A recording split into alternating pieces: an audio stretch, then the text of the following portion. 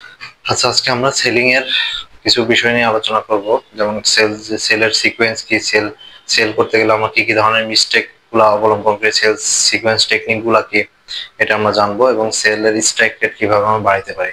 সুতরাং আমরা যদি সেলস এর স্ট্রাইক রেট বাড়াতে চাই, সেক্ষেত্রে হচ্ছে আমাদের যদি আর কি দেখা যাচ্ছে যে 10 জন মানুষ আছে, 10 জন মানুষের থেকে আমরা 4 জন মানুষকে টার্গেট করব। যেমন হচ্ছে 40% আমাদের টার্গেট রাখতে হবে, এবং এটার জন্য আমাদের স্ট্রাইক রেট বাড়ানোর জন্য এটা আমাদের জন্য চ্যালেঞ্জ নিতে হবে। আমাদের বড় বড় চ্যালেঞ্জ, যে কোনো বাধাতে আমাদের অনেক বেশি চ্যালেঞ্জ নিতে হবে।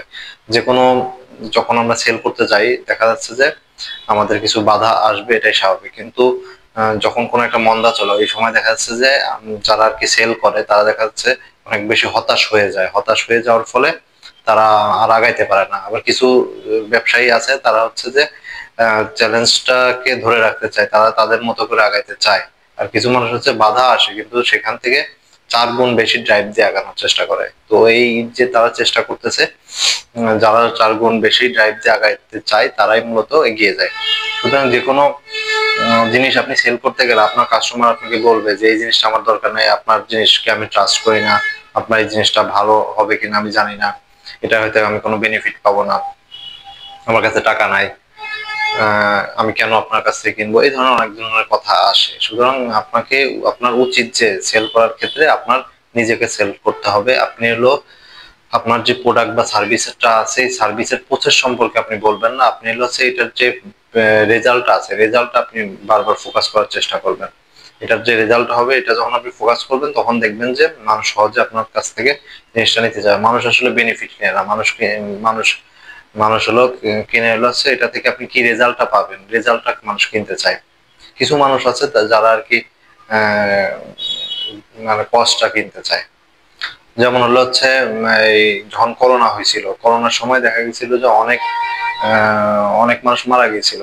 কিন্তু ওই সময় একটা মন্দা চলতেছিল, এই মন্দার সময় অনেক মানুষ হলো তারা সেল করাটাকে পিছাই দিছিল। কিন্তু হচ্ছে ওই সময় কিন্তু, করোনার সময় কিন্তু রেপ হওয়া, তারপর হচ্ছে যে চুরি ডাকাতি, এই জিনিসগুলো অনেকটা কমে গেছিল। তার মানে হচ্ছে যখন কোনো একটা মন্দা আসবে, মন্দার সময় আপনার উচিত হলো মানে একটা জায়গায় হয়তো হলো হচ্ছে রেস্ট্রিক্টেড হয়ে যায়, বাট অন্য অন্য জিনিসগুলা হাইলাইট হয়ে যায়। সুতরাং আপনার কোনো, যে কোনো মন্দাতে আপনার উচিত হবে যে নিজে বসে না থেকে ভালোভাবে ড্রাইভ দিতে হবে। 1993 কথা যদি চিন্তা করি, 1993 সালে হচ্ছে মানুষ সে 5-6টা জামা কাপড় হইলেই হইতো, ঠিক আছে। কিন্তু এখন দেখা যাচ্ছে যে মানুষ হচ্ছে তার 10, 12টা, 20টা জামা কাপড়ও থাকে। কেন বেশি থাকে? কারণ হলো হচ্ছে এক্সট্রা জিনিস যখন মানুষ থাকে, তখন এটার মাধ্যমে একটা গুড ফিল হয়। মানুষ হচ্ছে তার নিড থেকে কিনে না, মানুষ কিনে হচ্ছে তার ফিল থেকে। মানুষ হলো হচ্ছে ফিল থেকে যে কোনো কিছু কিনে। সুতরাং আমরা যখন মানুষকে এক্সট্রা ফিল দিতে পারবো, এক্সট্রা রেজাল্ট দেখাইতে পারবো, তখনই মানুষ হলো আপনার কাছ থেকে যে কোনো প্রোডাক্ট কেনার চেষ্টা করবে।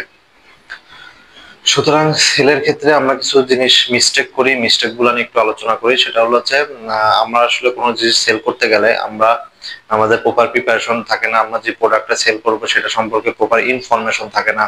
আমরা সেল করার সময় আমরা বেশি কমিটমেন্ট দিয়ে ফেলি, আমরা বেশি বলে ফেলি। তো আমাদের উচিত হলো যতটুকু আমরা জানি বা যতটুকু আমরা পারি, ততটুকুই আমরা হচ্ছে দিব। এবং আপনার যে জায়গাটা আছে, ইনফরমেশন আছে, ইনফরমেশনটা আপনার অনেক বেশি ক্লিয়ার থাকতে হবে। আপনি কি বলতে চাচ্ছেন, এই জিনিসটা ক্লিয়ার থাকতে হবে। তখন দেখা যাবে যে মানুষ আপনার কাছে খুব সহজে জিনিসগুলো নিতে আগ্রহী হবে, আপনার ফিচার সম্পর্কে একটা ভালো আইডিয়া পাবে। এটা হলো খুবই ইম্পর্টেন্ট একটা ব্যাপার।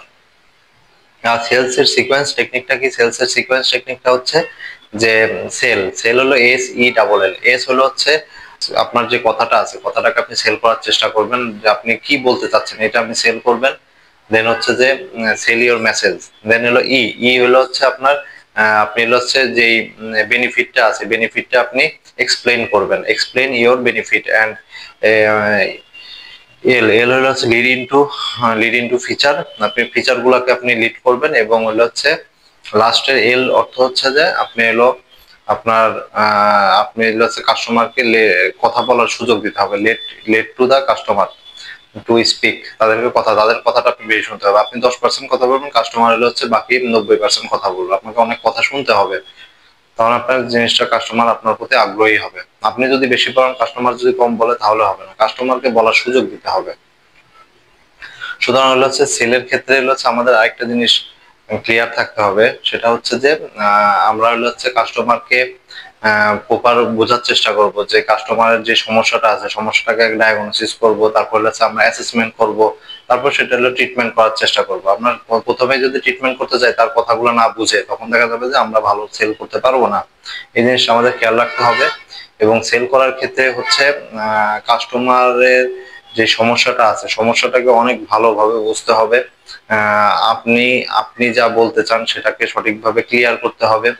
তারপর হলো কাস্টমারের যে সমস্যাগুলো আছে সমস্যা অনুযায়ী আপনার কি কি করণীয় আছে বা আপনার কি করতে পারবেন সেই জিনিসটা আপনি ক্লিয়ার করবেন। এবং হচ্ছে আপনি হলো কাস্টমারকে আপনার যে বিগ হোয়াই আছে এই বিগ হোয়াইটা তাদেরকে জানানোর চেষ্টা করবেন। তাহলে দেখবেন যে আপনার সেলটা অনেক ভালোভাবে হবে। Thank you.